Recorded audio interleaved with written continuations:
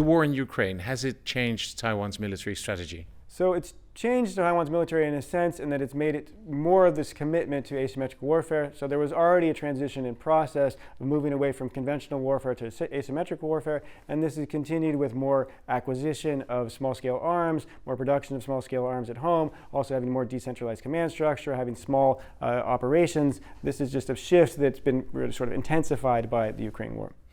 And if you look at the public, what has been the public response to the events unfolding in Ukraine?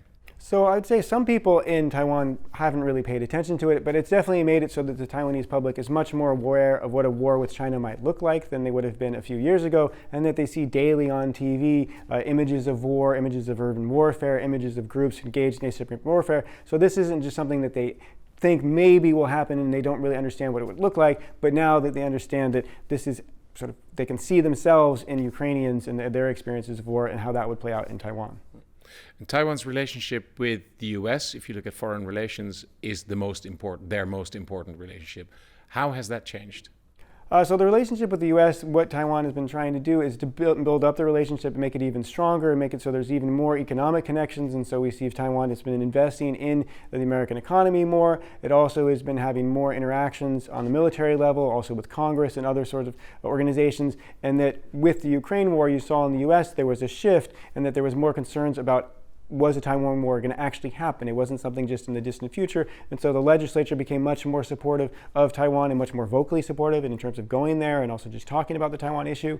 And then also this just got caught up in a larger pushback against China that the United States has been engaged in over the last few years.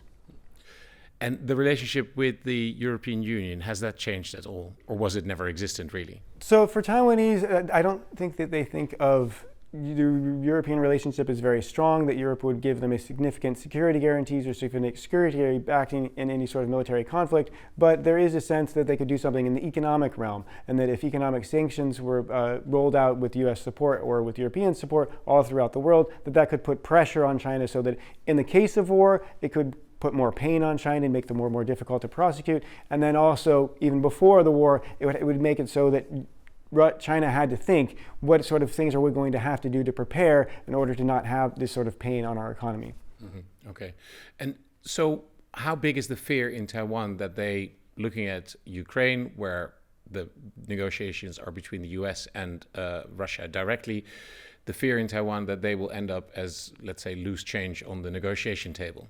So what we've seen in the last few months is that there's definitely rising concern within Taiwan that the U.S. might shift its policies on Taiwan, where if what we've seen over the last few years under the Biden administration, he said, I think it was 4 times that the U.S. would come to Taiwan's aid in the case of a conflict. We haven't seen Trump say anything like that. And so it's unclear what sort of commitments there are on the U.S. side towards Taiwan, and at least there hasn't been any formal statements of these. And so we'll have to see how it plays out. And there's definitely concerns about what this is going to mean for Taiwan going forward.